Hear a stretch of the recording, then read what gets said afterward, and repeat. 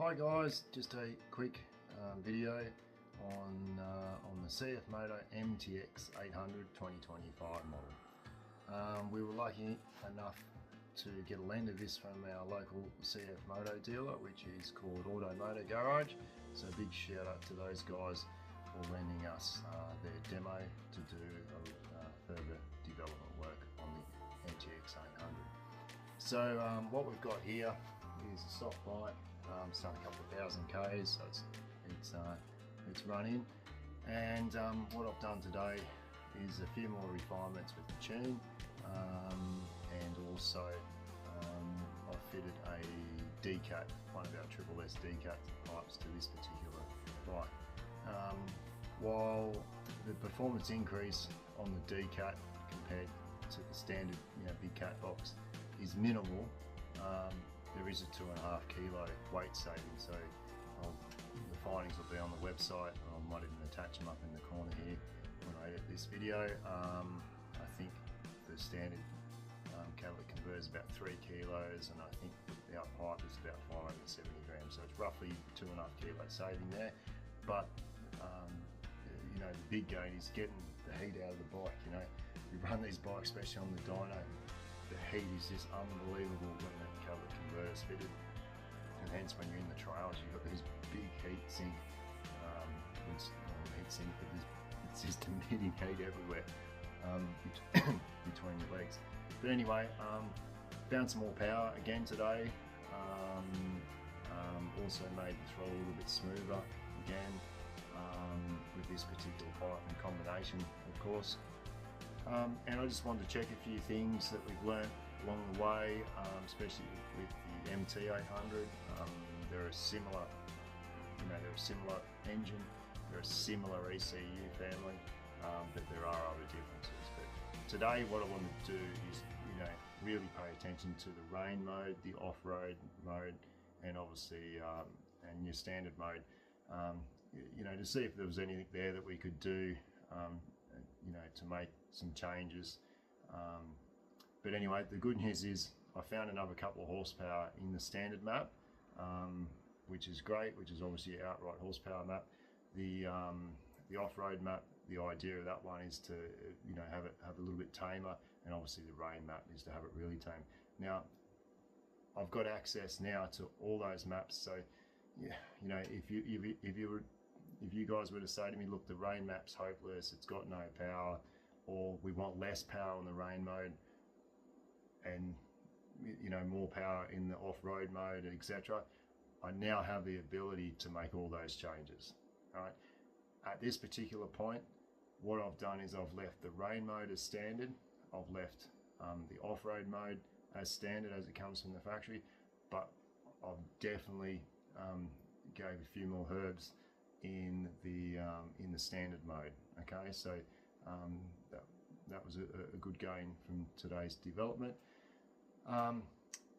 Also, the fuel settings throughout the modes, that doesn't change.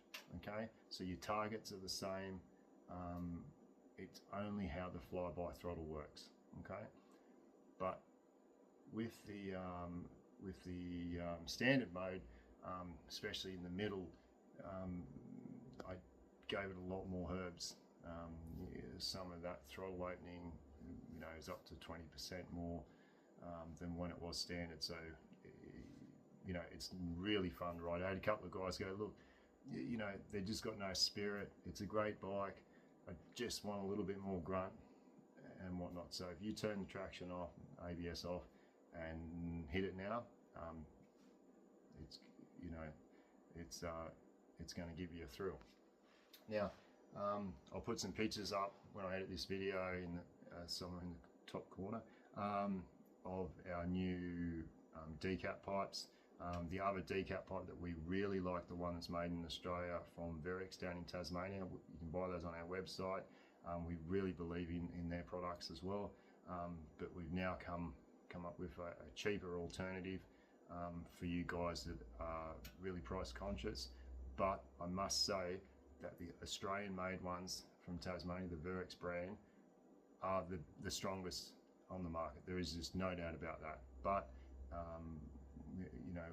we want to cater for all budgets, and they'll be available on our website. So yeah, brand new bike, couple of thousand Ks. It's a new MTX model. The ECU location had a couple of guys say, look, on our website, the ECU location only showed the old MT. So the ECU is just here. So it's underneath the battery. I've just got it loose, got access to it. It's got the same plugs as the earlier model, but it's a different location. So I'll put some photos of that now up on the website listing. So when you guys go to get the ECU out, you'll know where to find it. It's just there. It's not too bad to get out. I reckon it's actually easier to get out than the early model. A lot of the fasteners on this MTX, they've definitely come a long way in the last couple of years. When you were pulling apart the earlier MT 800s, you know, some of them felt like an absolute toy to pull apart, the plastic and just the fasteners. This bike here, it's awesome. Like every year they're just going leaps and bounds, this particular brand. These air pipes, I'll just turn the camera around, sorry. So these air intakes, they're really small, and I've gone, there's got to be some horsepower there. So I ripped them out. No, went worse, a lot worse, right? Even when we changed the fuel setting, it just went a lot worse. Once again, well done to Cfmoto. They work.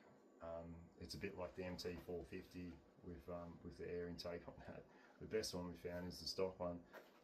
There are other air boxes I've seen available, and obviously, you know, if you change the whole air box and the trumpets, you know, the gains, I would believe, would be in a positive manner.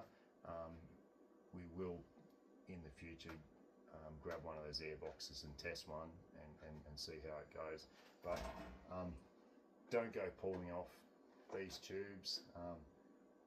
I don't think either, you know, if you're not in dusty conditions, don't run the pre-cleaners.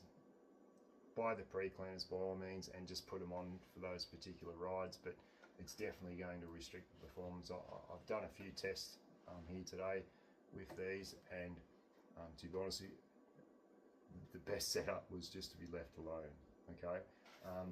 But obviously out in the desert, you know, I get it. You want to try and keep that main pre-cleaner clean. Now the main air filter is still on your stock Cfmoto one at this point.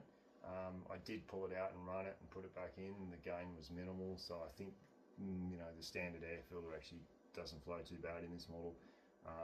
But the foam filter, you know, just for reliability, I would recommend that. Now the exhaust system, there's a heap of exhaust systems available for these. You see some real short little cheap shit ones. They just sound terrible. They'll backfire and pop because they're, you know, the reversion through the pipe is just shocking. Just stay away from it. Look, my opinion, just decut the standard pipe. The standard muffler's fine. It works nice. It's got a nice note to it. Just get rid of the catalytic converter and save your money. Okay. With our tune today, I've gone back to a stock tune at the end, which I'll put the graph up in the corner shortly, and you know, there's a really nice 5 horsepower gain just from doing the flash. Okay, now that's in standard mode. There's a 5 horsepower gain. In the rain mode and obviously in the off-road mode, the power is about the same, right?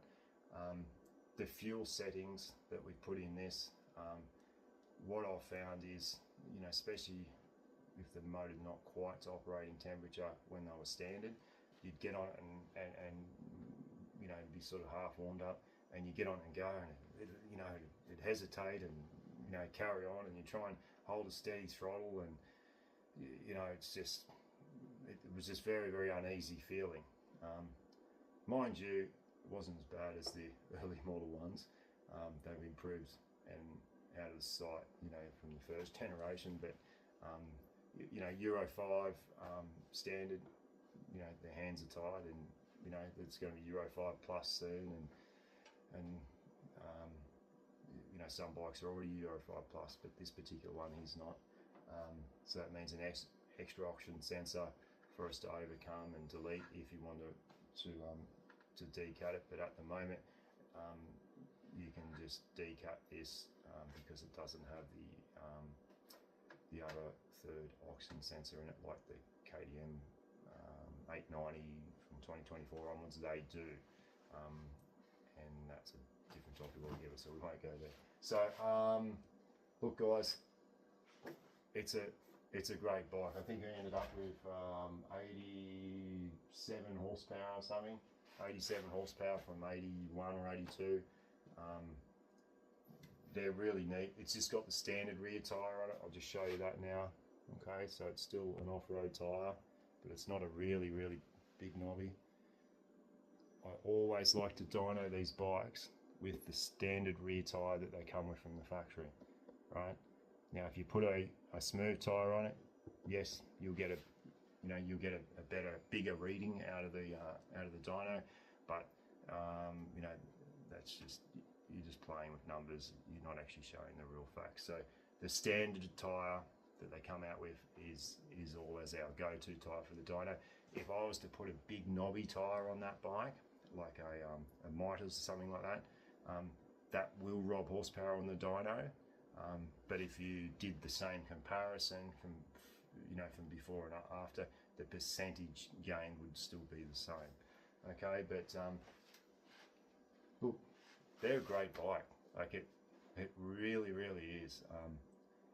If you compare these to the 450, and I know that you can't really, because you know, just the price wise, the 450 is great, but these things here are just so much more refined. It's not funny. They have a proper ECU on them. When I say proper, you know, a decent capacity ECU. They have a lot more smarts available, you know, sensors and whatnot available than the Cfmoto 450. So hence, you know, the end result for this bike is very nice, and they're just so nice to ride. You know, when I rode it standard, I hear some people say, I'm happy with mine, and that's great, and they are pretty good. They are pretty good standard out of the box. It depends what sort of rider you are, where you ride. If you ride and your habits are right where those issues are, yes, you're going to hate it. If you ride quite fast and you know, you're half handy on the bike, so to speak, you're probably not going to feel nowhere near as many issues. That's only my gut feeling on this particular bike, but those issues are still, it's mainly when you really, you know, you'll come around out of a corner and just flatten at 100% throttle open in second gear, right? And sometimes you'll get this little, you know, a little cough, especially when it's cold. When it warms up, it's still there. It's only just still there. It's annoying, but if you roll the throttle on, you know, if you ride around like a grandpa, right, and just roll the throttle on, it doesn't really do any of that. And obviously, you know, you pay good money for the bike, you want it right. But I think that's why some people say, no, there's no issues, and other people do. Now, every bike's an individual also. So, you know, if you look at the Cfmoto 450 over the last couple of years, you know, some bikes really play up and others don't as much, right? So they're all a bit of an individual. I've only had a couple of these on the dyno. They're all a little bit different. Very similar, although the ones that I've had personally so far on the dyno. But anyway, I'll wrap this video up. Just another huge, big shout out to Moto Garage, which they're a Cfmoto dealer here in Tamworth. They were good enough to lend us their bike, their demo bike, to do some further development testing. So if you're in the market for a Cfmoto, make sure you drop those guys you know, a call. They've got plenty in stock, whether it's an MT-X or the you know, or the MT450. I was down there today. They've got plenty there ready to go. Anyway, over and out. Thank you.